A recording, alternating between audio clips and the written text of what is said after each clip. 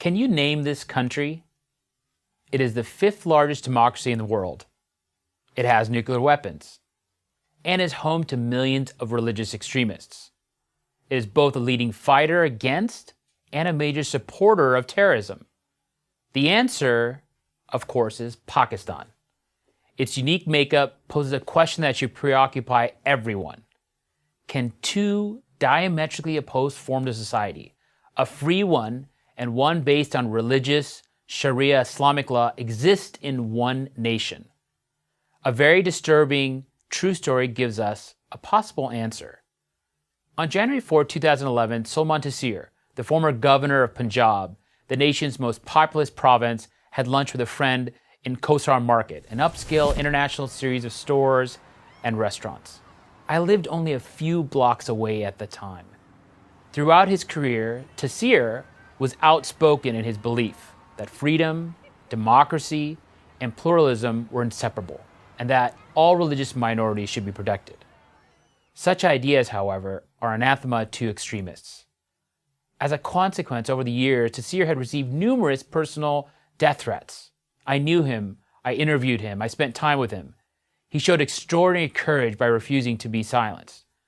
After lunch, the governor left with his aides and his bodyguards and headed toward his car. A small crowd had gathered, and Taseer waved to them as his driver opened up the rear door.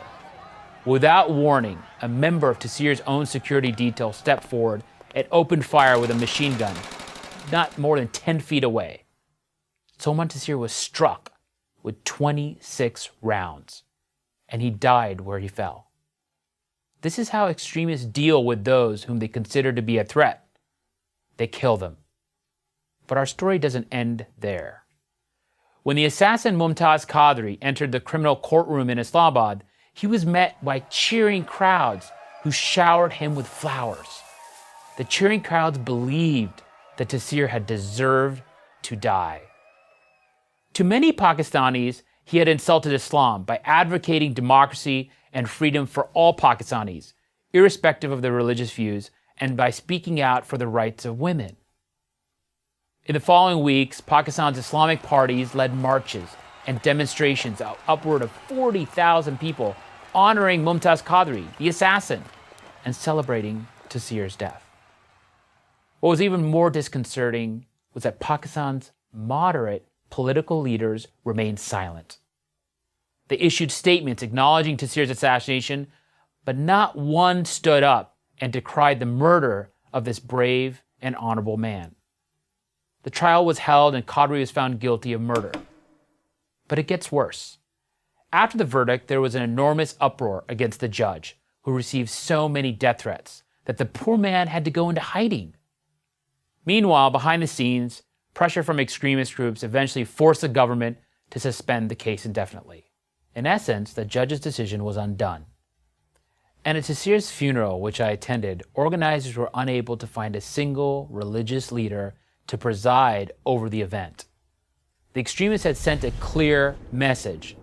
Anyone who opposes them could be targeted for death anywhere and at any time. Stories like this are not uncommon in Pakistan. Despite Western hopes, democracy does not necessarily moderate Islamist party platforms and ideologies. On the contrary, Islamists can become even more extreme in democratic settings, at least in the short term.